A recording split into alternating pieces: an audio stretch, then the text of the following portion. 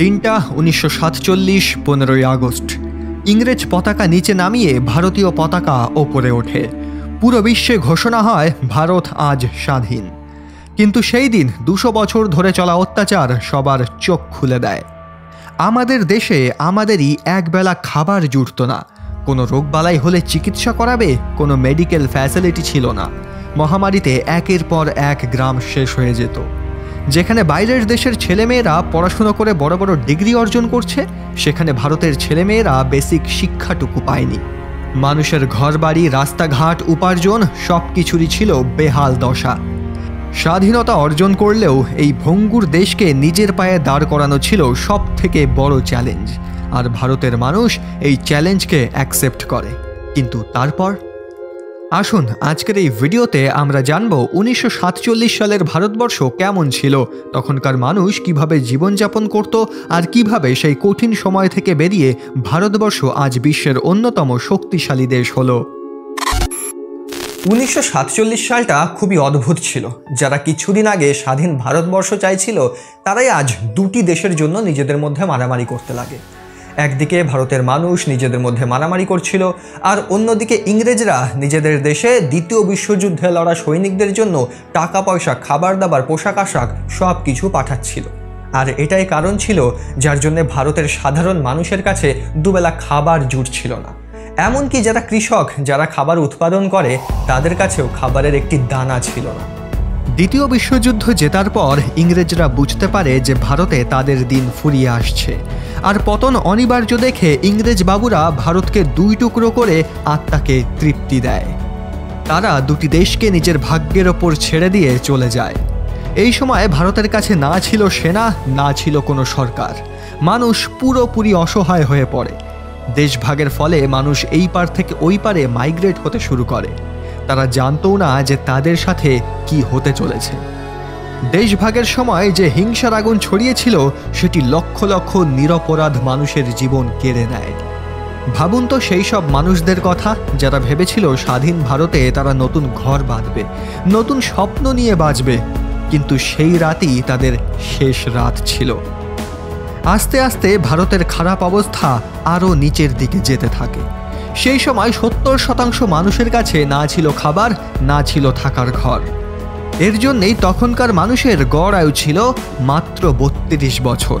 হ্যাঁ, ঠিকই শুনেছেন, মাত্র 32 বছর। ইংরেজ আমলেও ভারতের জনগণ এত খারাপ পরিস্থিতির মধ্যে দিয়ে যায়নি যতটা দেশভাগ এবং স্বাধীনতার পর তারা যাচ্ছিল। ভারত যখন নিজেদের এই ঝামেলা নিয়ে পড়েছিল, তখন বাইরের দেশগুলো ইন্ডাস্ট্রিয়ালাইজেশনের দিকে এগোচ্ছিল।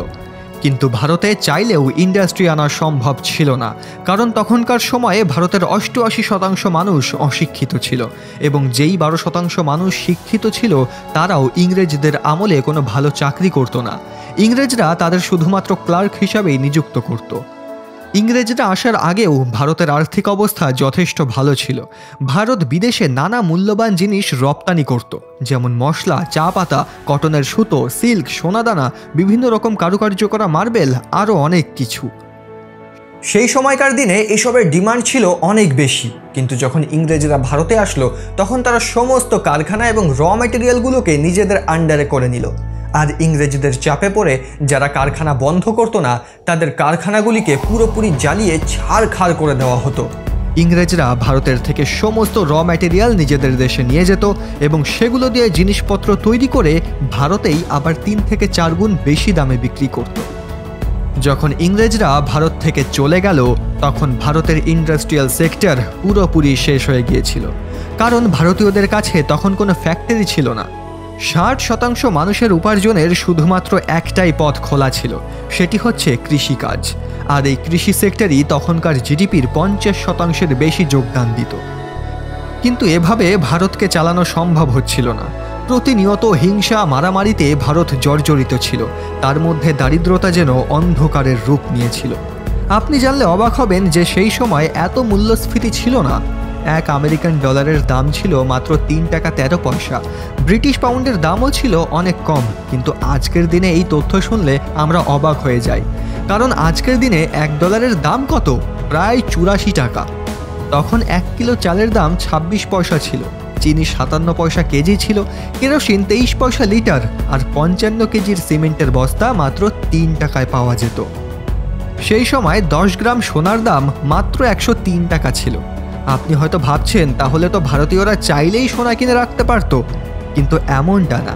সেই সময় ভারতের মানুষের ইনকাম অনেক কম ছিল। অ্যাভারেজ একজন ভারতীয় তখন বছরে মাত্র 265 টাকায় ইনকাম করত। হ্যাঁ, বছরে মাত্র 265 টাকা। ইনকাম এত কম হওয়ার জন্য সেই সময়কার মানুষ খুব একটা বেশি কিছু কিনতে পারত না। এভাবেই দেখতে দেখতে 4 বছর পার হয়ে যায়। এরপর 1951 সাল আসে, আর এটি সেই সময় ছিল যখন ভারত ঘুরে দাঁড়াতে শুরু করে। 1951 সালে ভারতে প্রথম লোকসভা নির্বাচন অনুষ্ঠিত হয়। এই নির্বাচনে জাতি, ধর্ম, লিঙ্গ নির্বিশেষে সবাই ভোটদানের অধিকার পায়। এটি সত্যিই অবাক করার মতো ছিল, কারণ যেই ভারতে এতকাল ধরে বিভাজন চলছিল সেই ভারতে সবাই ভোটদানের অধিকার পেল। এই নির্বাচনে জওহরলাল নেহেরু ভারতের প্রথম প্রধানমন্ত্রী নির্বাচিত হয়। জওহরলাল নেহেরু খুবই বিচক্ষণ মানুষ ছিলেন। তিনি ক্ষমতায় আসতেই হিন্দু সিভিল কোড বিল পাশ করেন। এতে করে সমস্ত বিধবা মহিলারা তাদের স্বামীর সম্পত্তির সমান অধিকার পায়। নেহেরু ভারতকে সায়েন্স এবং টেকনিক্যাল সেক্টরে আগে নিয়ে যেতে চেয়েছিল, আর তার এই দূরদর্শী সিদ্ধান্তের ফলে ভারতে আবার ইন্ডাস্ট্রি গড়ে উঠতে শুরু করলো। ধীরে ধীরে ভারতের আর্থিক অবস্থাও ওপরে উঠতে লাগে। এরপরে Jawaharlal Nehru 5 year plan introduce করেন। এই প্ল্যান ছিল ভারতের আর্থিক অবস্থাকে শুধরানোর এবং ভারতের দারিদ্রতাকে শেষ করার। এর জন্য বাজেট রাখা হয় 2378 কোটি টাকা। এই টাকা কৃষি, ইন্ডাস্ট্রি, ট্রান্সপোর্ট, কমিউনিকেশনের মতো সেক্টরকে ডেভেলপ করার জন্য কাজে লাগানো হয়। 5 ইয়ার প্ল্যানের সুফল ধীরে ধীরে মিলতে শুরু করে। দেখা যায় ভারতের প্রত্যেকটি জায়গায় আর্থিক বিকাশ ঘটছে। 5 ইয়ার প্ল্যান ইন্ট্রোডিউস করার সময় টার্গেট ধরা হয়েছিল যে 2.1% হারে গ্রোথ হবে, কিন্তু শেষে দেখা যায় যে এই গ্রোথ আরও বেশি হয়েছে, প্রায় 3.1%। এভাবেই 1950-এর দশকে অনেক ইন্ডিয়ান ইন্ডাস্ট্রির জন্ম হয়, যার মধ্যে একটি ছিল টাটা। টাটা তখন লোকোমোটিভ ইঞ্জিন বানাতো। বেশিরভাগ ইঞ্জিন তারা জার্মানিতে রপ্তানি করত। এরপরে জার্মানির একটি পুরনো গাড়ি নির্মাতা কোম্পানি, যাকে বর্তমানে আমরা মার্সিডিজ বেঞ্জ হিসাবে চিনে থাকি, সেটি ভারতে নিজের ব্যবসাকে বাড়ানোর জন্য টাটার সাথে টাই আপ করলো। এরপর আর কি, টাটা মোটরসের ভাগ্য খুলে গেল। তারা আস্তে আস্তে ট্রাক, রোড রোলার, ট্রাক্টর এছাড়াও ভারী ইঞ্জিনিয়ারিং মেশিন বানানো শুরু করলো। টাটার এই উত্থানের কারণেই ভারতে ইন্ডাস্ট্রিয়ালাইজেশনের বীজ বপন হয়েছিল। ইন্ডাস্ট্রিয়ালাইজেশনের ফলে ভারতের আর্থিক অবস্থা আস্তে আস্তে বৃদ্ধি পাচ্ছিল এবং দারিদ্রতাও আস্তে আস্তে কমতে থাকে। কিন্তু ভারতকে শুধুমাত্র আর্থিক দিক দিয়ে এগিয়ে নিয়ে গেলে তো হবে না, ভারতকে সামাজিক দিক দিয়েও এগিয়ে নিয়ে যাওয়ার দরকার ছিল। আর সামাজিক বিকাশের সবথেকে প্রধান অস্ত্র হচ্ছে শিক্ষা। তাই ভারতের যুবক যুবতীরা যাতে বিনামূল্যে শিক্ষা গ্রহণ করতে পারে, তাদের শিক্ষাতে যাতে কোনোরূপ বাধা না থাকে, তার জন্য সরকার সংবিধানে একটি ডাইরেক্টিভ পলিসি নিয়ে আসে। এতে করে 6 থেকে 14 বছরের বাচ্চাদের বিনামূল্যে শিক্ষা গ্রহণের অধিকার দেওয়া হয়, যেটি 2002 সালে মৌলিক অধিকার হিসাবেও ঘোষণা করা হয়। শিক্ষার আলো ঘরে ঘরে পৌঁছতে থাকলে শিক্ষিতের হারও বাড়তে থাকে। যেখানে আগে শুধুমাত্র 12% মানুষ শিক্ষিত ছিল, সেখানে বর্তমানে প্রায় 78% মানুষ শিক্ষিত। এখন ভারতবর্ষের মানুষ যেহেতু শিক্ষিত হচ্ছিল, তাই তাদের রোজগারের জন্য কৃষিকাজ ছাড়াও অনেক অপশন চলে আসে। তারা বিভিন্ন সেক্টরে বিভিন্ন ধরনের কাজ করতে লাগলো এবং অনেকে বিদেশে গিয়েও পড়াশোনা করতে লাগলো। মেডিকেল সেক্টরে এর প্রভাব চোখে পড়ার মতো ছিল। যেখানে আগে মাত্র 35,000 ডাক্তার ছিল, সেখানে পুরো ভারতবর্ষে এখন 8.5 লাখেরও বেশি ডাক্তার আছে। মেডিকেল সেক্টরে ভারত উন্নতি করায় নিজেরাই বিভিন্ন রিসার্চ এবং ডেভেলপমেন্ট করতে লাগলো। এর ফলে আগে যেখানে মানুষের গড় আয়ু 32 বছর ছিল, সেটি বেড়ে 70 বছরে গিয়ে দাঁড়ালো। মানুষ ভালো চিকিৎসা পেতে থাকলো, তাই মৃত্যুর হারও কমে গেল। সবকিছু যেন একে অপরের সাথে জুড়ে যাচ্ছিল। একটি সেক্টর গ্রো হওয়ার কারণে বাকি সেক্টরগুলিও গ্রো হচ্ছিল। স্বাধীনতার পর থেকে ভারত এভাবেই ডেভেলপ হয়ে আসছে। আজ ভারতে প্রতিদিন নতুন নতুন স্টার্টআপ তৈরি হচ্ছে। ভারত আজ বিশ্বের 5ম সবথেকে বড় অর্থনীতির দেশ। মিলিটারি র্যাঙ্কিংয়ে ভারতের স্থান 4র্থ। 1947 সালের যে কাঙাল ভারতবর্ষকে পুরো বিশ্ব মান্যতা দিতে চেত না, সেই ভারতবর্ষের সাথে আজ প্রত্যেকটি দেশ বন্ধুত্বের হাত বাড়ায়, ভারতের সাথে মিলে কাজ করার আশা প্রকাশ করে। এটাই আমাদের ভারতবর্ষ, যারা কোনোদিনও মাথা নত করেনি, কোনোদিন হাল ছাড়েনি। সেলুট জানাই সমস্ত স্বাধীনতা সংগ্রামীদের যারা তাদের রক্ত দিয়ে আমাদের এই দেশ উপহার দিয়েছেন। আর সম্মান জানাই সেই সময়কার রাজনৈতিক ব্যক্তিদেরও, কারণ তাদের সদিচ্ছা এবং দূরদর্শিতার কারণেই ভারত এগিয়ে গিয়েছে। ভারতকে পার্শ্ববর্তী দেশের মতো কোনোদিন মিলিটারি শাসন দেখতে হয়নি। আর সবশেষে যাদের কথা না বললেই নয় তারা হচ্ছে দেশের মানুষ, কারণ সেই সময় এত দারিদ্রতা এবং হিংসা থাকা সত্ত্বেও সরকারের দেখানো পথে তারা কাঁধে কাঁধ মিলিয়ে দেশকে এগিয়ে নিয়ে গেছে।